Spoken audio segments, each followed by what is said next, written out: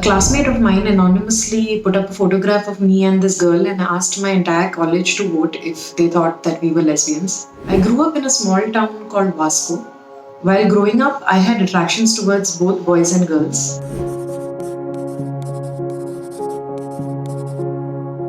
But because I was in a small town, I didn't have any language for what I was feeling. And I had no access to any material on gender and sexuality at that time. So while growing up, I had these feelings for people which I couldn't quite define. But what I think in hindsight I was feeling was feelings of attraction, wanting to talk about the person that I was interested in, feeling a kind of fascination around the women in my class. So I would bring this up a lot with my twin sister because I thought this is something that everybody's feeling.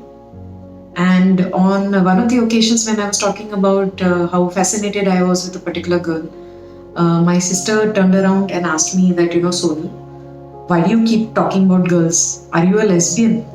And she laughed. And that was my introduction to the word lesbian. And I realized that this is a word that I never want to be called. And that was the beginning of a kind of internalized shame that I started developing towards my feelings and attractions for other women. And I decided that I would not talk much about it. And this is something that should be hidden, otherwise I'll be laughed on. It continued like this for a long time till I reached my college. And in my college, I had my first boyfriend. And when I was with this boyfriend, I realized that, I would like to have a girlfriend like this as well. And there was a girl in my college whom I found very interesting. But before I could understand what my feelings were or come to accept my sexuality, a classmate of mine anonymously put up a photograph of me and this girl and asked my entire college to vote if they thought that we were lesbians. And by the time I reached the forum and had the post put down, the damage had been done. There were widespread rumors of me being a lesbian and all kind of, colored imagination of what my sexuality was like. And this was a very difficult period for me because it was, I felt a lot of humiliation and I was shamed quite a bit for it. And this led me to feel very, very depressed. And as a response to the depression and trying to cope, I came out to my mother. My mother was very supportive. She was also very concerned because, at that time my health had really deteriorated under the kind of public pressure, that I was feeling. So she recommended that, I should probably go to a counselor. At that moment, when I came out to her, I had come out to her as, having attractions to both girls and boys. So therefore, she felt that, I need to talk to a counselor and probably this is a phase and a counselor would help.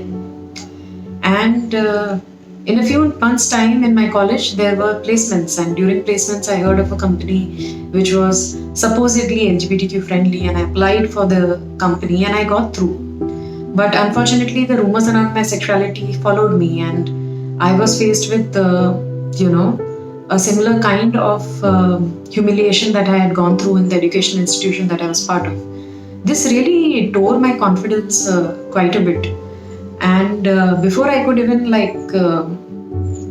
sort of come to terms with it or deal with this, the situation started turning pretty difficult and quite ugly, actually, I might say, because I started being approached with, with sexual offers and overtures which made me really uncomfortable, and this increased to a point that it became a question of safety, and I tried to reach out to the management, but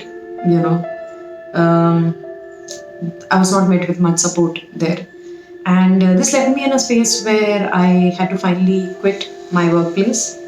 And this is when I came out to my elder brother, because I was kind of confused when I was in that space in this particular hotel, where I genuinely felt that what was happening with me was something that I invited upon myself because of my sexuality, and he helped me distinguish that there was a difference between disciplinary issues and a difference between homophobia, which was what I was put through.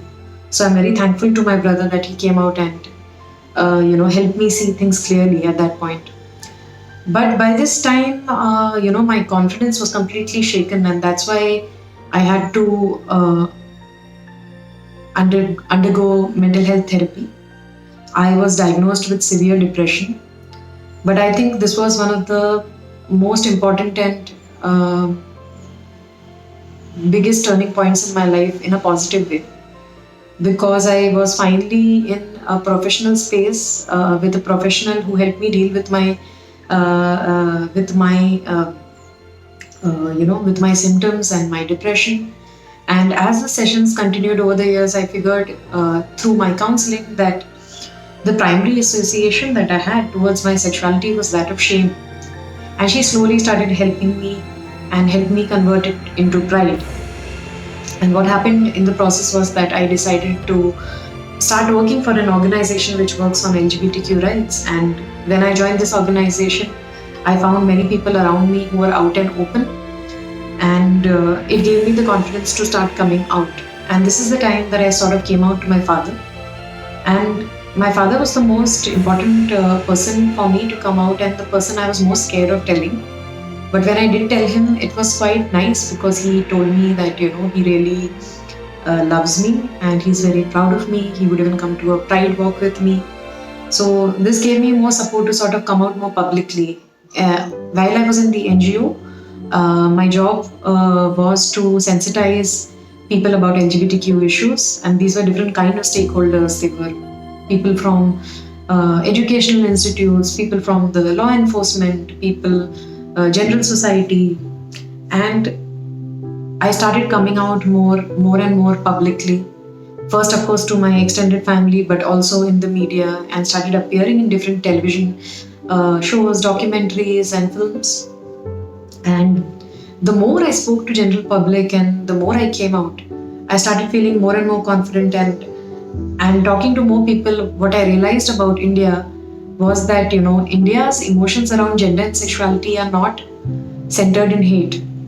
What they are is that they are rooted in ignorance. Many people just don't know enough about this community, and they have only seen a very negative representation of this community outside, which is why the homophobia. But when you do engage with people, I have found that a majority of them are actually very supportive. So if you are somebody who is listening to me on the other side, who's someone who's struggling with their sexuality, whether it be homophobia that you are facing in your college or in your workplace, or generally, from your family, and from as being someone who's done the journey at the other end and spoken to many who have done this coming out journey, what I want to say to you is that don't lose hope. It definitely gets better. It does definitely get better. I would highly recommend that you get in touch with people who manage support groups for LGBTQ persons, because it is very important that you keep yourself surrounded by people who are supportive of your gender and sexuality, who instill a sense of pride in you for who you are. Because where there is no room for shame, there can only be pride. I wish you all the best in your journey.